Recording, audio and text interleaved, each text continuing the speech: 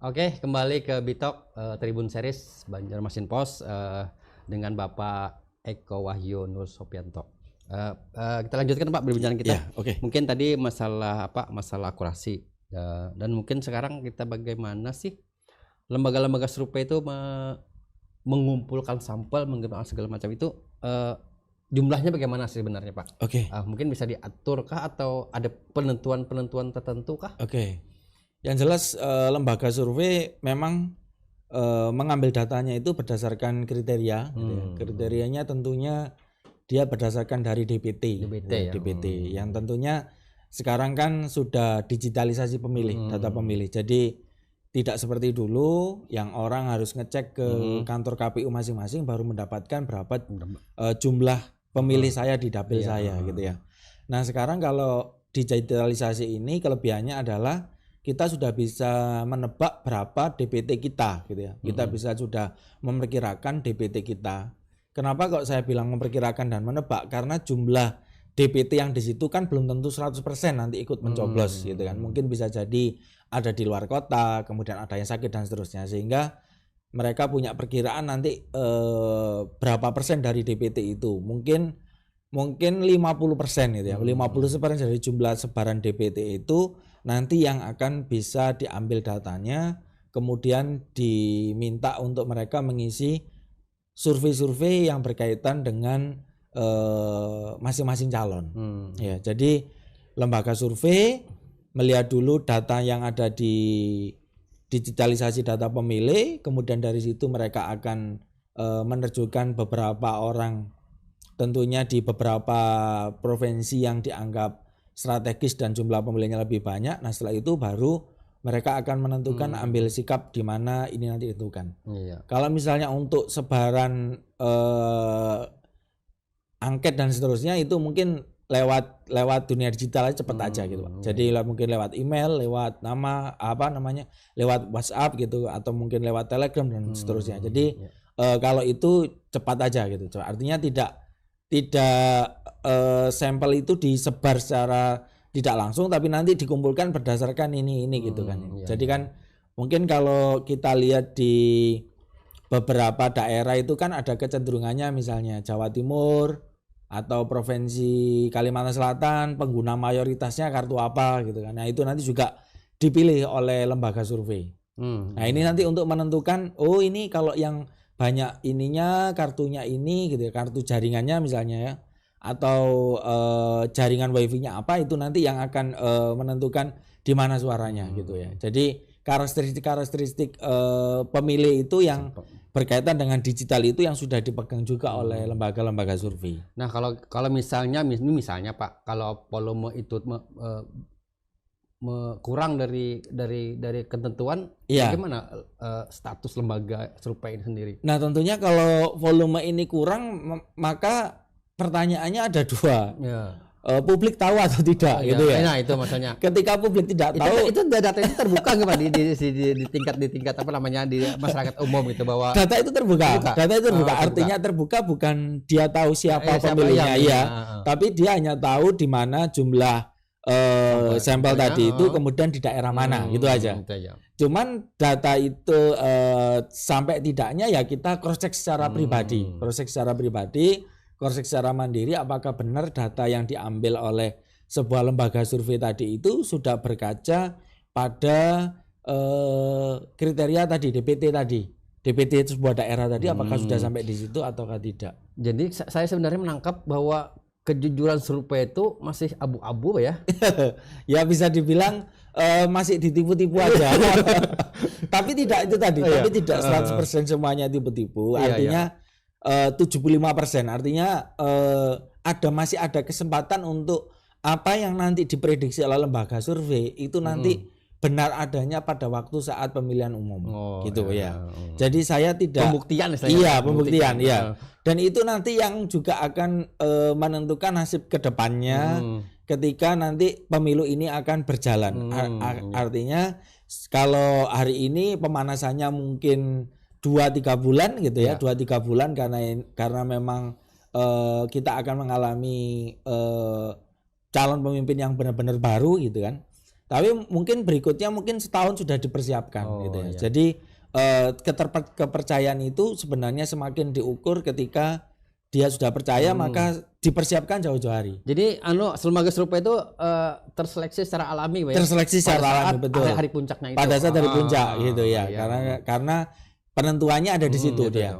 Nah, mungkin secara gamblang mungkin sekarang ada melalui tahapan-tahapan tertentu kan kita bisa menilai sebenarnya kredibilitas lembaga survei itu setingkat apa sih sebenarnya setingkat kepercayaannya gitu ya. Apakah memang ini bisa dipercaya? Apakah memang bisa melihat sebenarnya? Iya, sebenarnya kita bisa melihat lembaga survei itu secara langsung gitu ya, secara langsung bukan hanya yang tersampai di media saja sebenarnya. Jadi kalau masyarakat ingin tahu kebenarannya, tentunya kita juga bisa lihat di website-website atau alamat-alamat situs yang berkaitan dengan lembaga survei.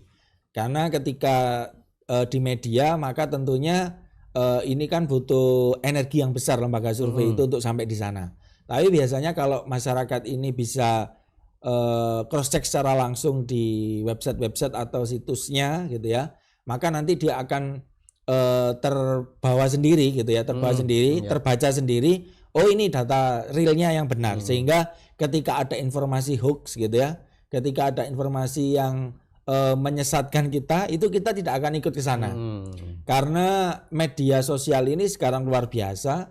Lembaga survei yang di media secara tidak langsung di publik mungkin bisa dikontrol. Mungkin kalau kita mengikuti acara-acara seperti ini mungkin ada bisa ngikut orang di live chat, ini tidak benar gitu dan seterusnya gitu ya. Mungkin kita bisa. Tapi kalau di media sosial ini kita banyak sekali yang mengatakan ini bahwa ini calon ini dan seterusnya. Nah, ini kita kalau kita buta dengan hal itu gitu ya, kalau kita buta dengan pengecekan situsnya secara langsung, maka kita akan kesulitan gitu ya. Artinya gini, apakah mungkin lembaga survei itu nggak punyanya sekelas blogger aja gitu kan, dia nggak punya tampilan websitenya seperti ini gitu. Jadi ini juga untuk pengecekan juga gitu ya, pengecekan juga. Artinya tidak ada sesuatu itu untuk meyakinkan ke kita bahwa data yang bahwa data ini adalah betul. Gitu ya, data ini betul. Karena memang sampling tadi itu juga bisa disistematis gitu ya, dibuat sistematis sedemikian rupa sehingga datanya nanti terbacanya agar sekian bisa juga gitu. Ya, bisa juga. Jadi kredibilitas lembaga survei ini bisa juga untuk jadi kepercayaan masyarakat dengan cara kita langsung cek di situsnya melalui lembaga-lembaga ya, websitenya sama URL tentunya dengan media sosial.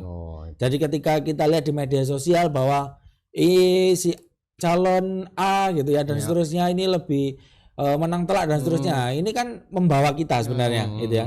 Ini kan sebenarnya tujuannya adalah membawa kita. Nah, sebenarnya data ini juga tidak betul membawa kita, tapi data ini justru terbawa oleh kita sendiri ya. Terbawa tadi saya katakan misalnya saya masyarakat A kemudian senang sekali dengan si B, maka saya akan berupaya agar ketika survei ini dilakukan si B selalu yang paling menang gitu ya. Gitu. Si B selalu menang. Padahal yang mengisi sama satu orang.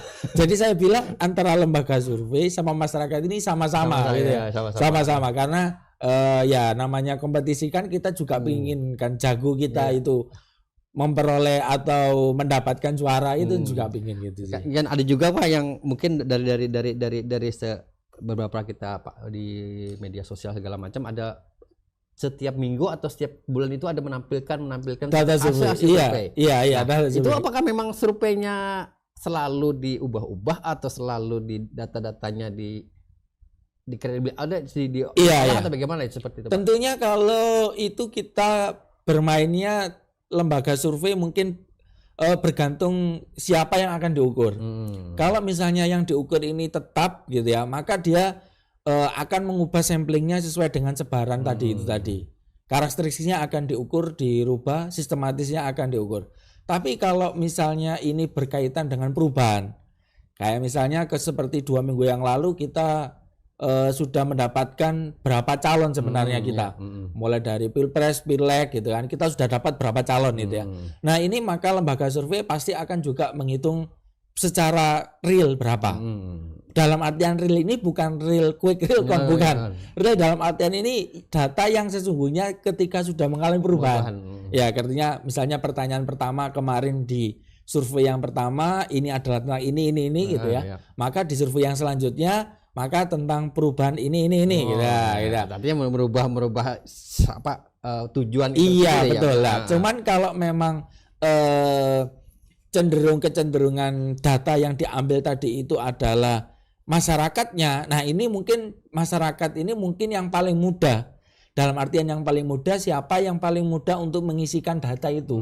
Gitu ya. Ya memang di satu sisi kelemahannya adalah dia tetap terbaca sebetulnya. Dia nanti kecenderungannya di mana. Tapi di satu sisi kecepatan tadi yang diutamakan. Jadi dia lebih cepat diutamakan. Dapat datanya saya kira-kira berapa persen, kurang saya di mana, dan di wilayah mana saya harus lebih kerja keras. Gitu. Jadi tentang apakah lembaga survei ini pasti berubah tiap minggu, ya itu tadi tergantung berapa pertanyaan tadi itu. Ya, pertanyaan tadi ini yang akan diubah. Yang jelas selama pertanyaan tetap ini nanti pastinya samplingnya juga akan tetap karena untuk mendapatkan kecepatan data. Baru ketika itu tetap maka penyebaran samplingnya tadi itu, persebaran pertanyaannya maka akan berubah dengan sendirinya. Nah, kembali ke tadi Pak, bahwa ada Bapak sistem digital tadi kan. Iya. Kita kadang dulu tuh ada menyebutkan bahwa ada tatap muka segala macam, ada itu mempengaruhi pengambilan data atau sampel gitu. Nah, itu juga mempengaruhi pengambilan data atau kalau saya bahasanya di Prof Sugiono itu adalah sampling errornya berapa. Ya, sampling error. Jadi ketika kita dengan digital, benar-benar digital, maka otomatis sampling errornya juga sebetulnya angkanya mungkin di atas toleransi 10%. Di atas, karena kita tidak itu tadi, tidak tahu apakah satu orang ini tadi mengisi satu data atau satu orang ini mengisi banyak data. Kemudian bisa jadi juga data yang berbeda tapi diisikan oleh satu orang yang sama gitu ya. Misalnya ada bapak, ibu, anak. Bapak punya HP, punya sini Pak, saya pinjamnya, saya isi, bisa jadi juga gitu ya. Sehingga simpangan error ini dia akan terbaca. Tapi lembaga survei yang kredibel pasti dia akan menunjukkan berapa rata-rata simpangan error. Jadi misalnya nanti pada saat survei, pada saat quick count dia ketemunya sekian persen, maka selisihnya sekian persen gitu ya. Nah, toleransi yang bagus saat itu adalah antara 5 sampai 10%. 5 sampai 10 ya. Nah, 5 sampai 10% itu kalau di suara real itu tinggi. Artinya mempengaruhi sesuatu ya, mempengaruhi menang tidaknya, kalah tidaknya itu mempengaruhi menang tidaknya. 5 sampai 10%. 5 sampai 10% toleransi ya, toleransi 5 sampai 10%. Kalau misalnya kalau kecepatan itu Pak. Nah, kan kecepatan ada quick count ya. Nah, perhitungan cepat bahwa itu kredibel bisa dipandang dari mana segini ya Pak? Sekarang itu kan ada dulu ada dia menyebut ini ada lain-lain gitu.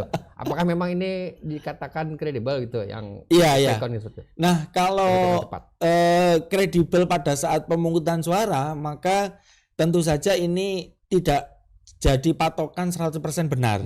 Iya, karena ini kan sekali lagi untuk membangun konsumsi tentang pemilih di publik gitu ya, kemudian nanti tidak terbaca. Sebetulnya yang paling pas itu kalau kita mencari quick real count-nya.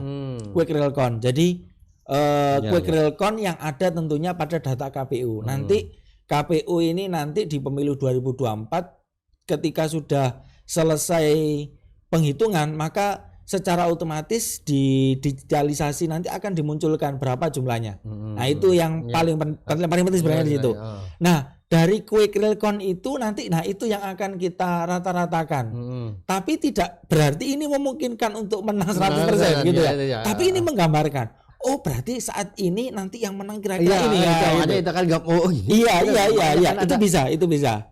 Terkadang kita melihat dari tayangan-tayangan televisi itu bahwa quick count itu benar sebenarnya. Jadi kita kadang-kadang ya ini benar apa gitu, kadang-kadang melihat juga gitu, seperti itu. Apakah memang itu kredibel itu kan? Iya. Jadi itu tadi. Jadi ketika sudah memasuki penghitungan suara, maka quick count ini tidak bisa jadi acuan lagi kredibilitasnya. Maka kita beralih ke quick real count. Nah, quick real count ini data yang dimasukkan dari data KPU. Meskipun tidak 100% secara umum semuanya. maksudnya misalnya dari satu DPT ini ya, satu dapil ini berapa TPS yang diambil, maka kita sudah bisa merata-ratakan kira-kira nanti yang menjadi pemenang ini adalah ini bisa. Tetapi kalau misalnya berapa persen jumlahnya dan nanti apakah pemilu tahap 1, tahap 2, nah itu urusan belakangan. Tapi itu kalau data kita sudah bisa lihat itu.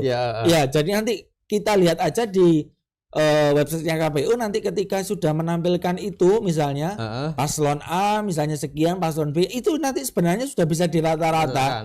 Kira-kira ini ini kayaknya yang menang ini sebenarnya gitu ya. Tapi ini jangan diambil karena ini lagi quick real count ini kan dia berjalan bertahap. Ya, dia berjalan bertahap tidak 100% benar. Kadang-kadang kan masyarakat ini sudah menang gitu. Walaupun selisihnya 2% segala macam kan sudah menyatakan menang gitu. Akhirnya pun setelah ada perhitungan secara real jawab benar.